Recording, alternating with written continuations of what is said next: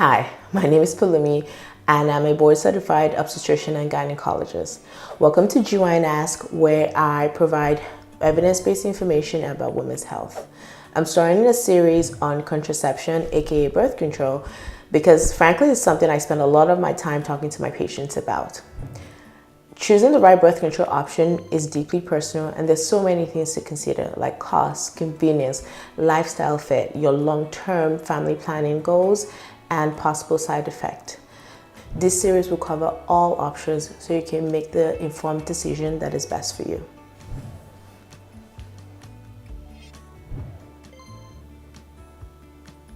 This video will cover all reversible non-hormonal options.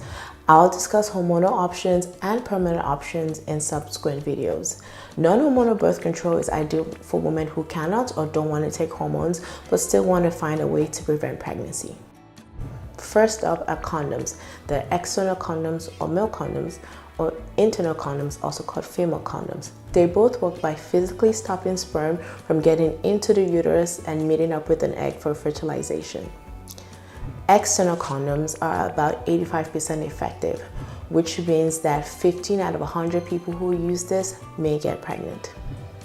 With an internal condom, the closed end is placed deep in the vagina and the open end stays outside of the body. These are about 79% effective, which means 21 out of 100 women who use this will get pregnant. Both types of condoms are one-time use only. Remember, condoms are the only way to prevent sexually transmitted infections because they stop the transfer of sexual fluids, which is super important because right now there's a rise of infections like syphilis in the United States. It's important to only use water-based lubricants with condoms because oils can cause breaks and tears in condoms, increasing their failure rate. Spermicide is a type of birth control that is placed in the vagina and comes in different forms like a gel, tablet, cream, foam, or even a suppository. It's important to use it within 1 hour of sex and to reapply if you have sex again. You don't need a prescription for it, so it's an easy option to get. It prevents pregnancy by blocking the cervix and slowing sperm down, making it harder for them to swim to an egg for fertilization. It's about 71% effective, which means 29 out of 100 women will get pregnant with this. Now, this is the newest kid on the non-hormonal block. It came into the market in 2020 and it's called Phexxi. It's a gel that comes in a pre-filled tube and you have to insert the entire gel into the vagina within 1 hour of sex. It works by changing the pH levels of the vagina, which makes it harder for sperm to swim up to the uterus and meet up with an egg. It is about 86% effective, which means 14 out of 100 people using this may get pregnant. Diaphragms are silicone cups that are inserted into the vagina before sex. They must be used with spermicides, which we've already talked about, and they work by blocking sperm from getting to the cervix. They are about 88% effective, which means 12 out of 100 people using this may get pregnant.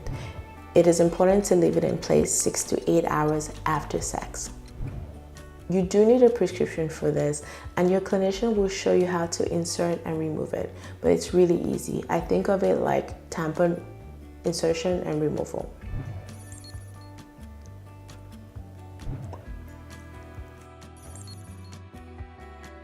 Generally, an IUD is a small T-shaped device that is placed into the uterus by a healthcare provider.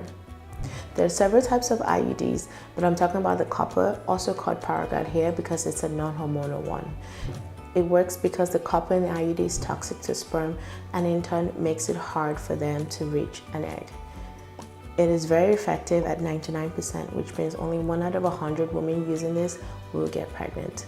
This IUD is good for 10 years, but you can of course take it out whenever you like. The placement of an IUD can be painful for some women, so it's important to talk to your healthcare provider about a pain management plan if this is something you're concerned about.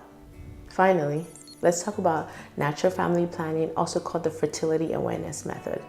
This involves tracking your period for several months while also checking your body temperature to see when you're fertile, and avoiding sex during those fertile windows or using one of the other methods we talked about during that fertile window. There are different ways to collect your temperature information, including using a thermometer daily or collecting the data on a wearable device like an Apple Watch or an Oura Ring. This method requires careful monitoring, planning, and dedication, and it's about 76 to 88% effective. It is typically not recommended for people who have irregular periods. As you can see, non-hormonal contraception offers a variety of options for people who want to avoid hormones or cannot use them. There are different considerations and benefits to each option, so it's important to talk to your healthcare provider to find the right option for you.